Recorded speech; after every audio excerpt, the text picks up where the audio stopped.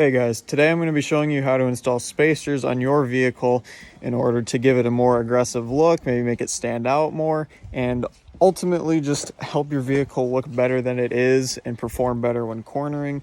There's a lot of added benefits to adding spacers, and I'm going to show you how to do it. So first off, as you can see here, this wheel does not have a spacer on it. You can see the gap isn't sticking out at all.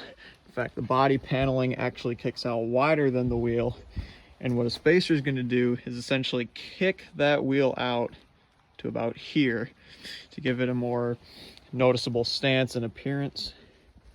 So the tools I'm going to be using today include a 19mm socket, the socket wrench right there, impact driver with a 22mm impact socket. You obviously need your spacer. These are hub centric, and what that means this little groove right here is added onto them, and that helps take strain off of the spacer itself, so your wheel's not just pushed off and relying on its own weight, which can damage the vehicle. So make sure when you order them, you get hub centric, and make sure to look up the bolt alignment for your vehicle. Whether or not it's a GMC or a Dodge or a Ford, all vehicles have different lug alignments, and it also depends on the type of vehicle. For example, mine is a 6 lug. It's on a 1500 chassis Yukon, but some vehicles that are 2500 have 8 lugs. And what that means is, for example, on my old Sierra here, there's 1, 2, 3, 4, 5, 6 lugs. On bigger vehicles, usually diesels or heavier trucks, there will be 8.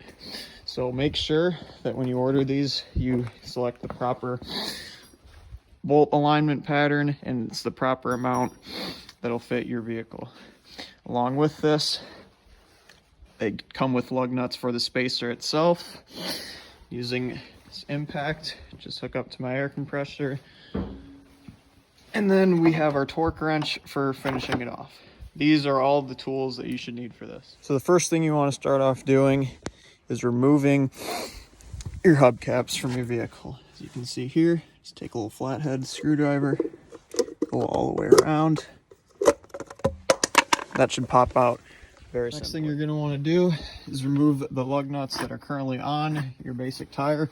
Just got 22mm impact socket, and these should come off pretty easily.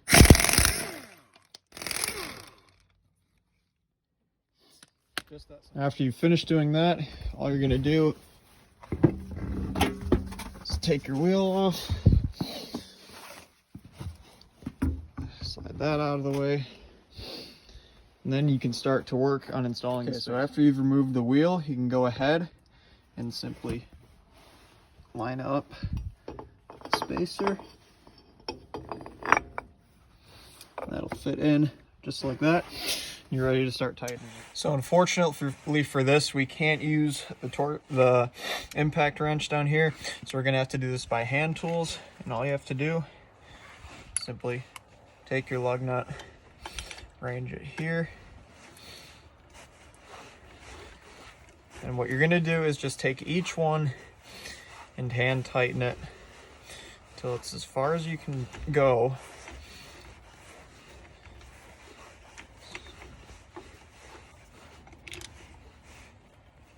So right about there. And what you're gonna do is just go along to all of those and tighten them by hand first. And after that, you'll get out your torque wrench, and I'll show you how to use that. All right, so this next part involves using a torque wrench, and the way you set your torque wrench is right here. You'll see this little chart, and that's the foot-pounds of torque that are needed. For this vehicle in particular, it was 140 foot-pounds. You can look up a chart for your vehicle online. Most forum sites will have them, or you can go in your car's owner manual, and that'll tell you how to torque it.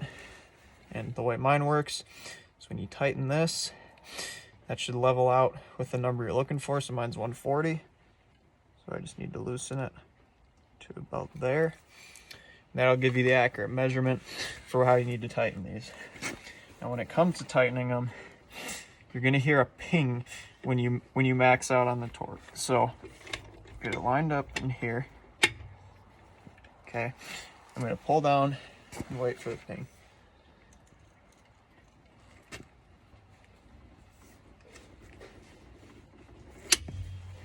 That and that's when you stop, pull it out, continue on to the next one. And the way you want to do these is a star pattern arrangement. And what that basically means is, so I started on that one, so I'd go to there next, then there, and there, there, and there. It's basically meaning that you just go the bolt farthest across and furthest away from the one that you previously did, and that just helps to make sure that it's tightened in a correct way and it's not going to stick out on one end or the other. Okay, so as you can see now, the spacer is properly mounted and fitted to the vehicle. So the only thing left for you to do is finish installing your tire. Alright, so the last step is just putting on your tire, which is simple enough. Just take your impact. I've already tightened all of these lug nuts on by hand just to get them properly mounted. And then all you have to do is line them up. And then that has gotten them tightened enough with the impact. So what we're going to do now is take off your socket. You grab your torque wrench from earlier. And all you have to do, you keep it at 140 foot-pounds. It's the same for the spacer as it is for the wheel. And this time, you just want to use the star pattern. What that means is, again, start up top.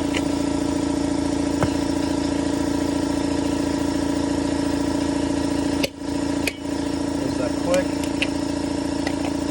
Down.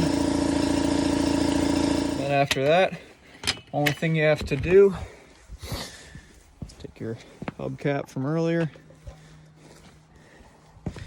go ahead and just hit that in. Should be all good.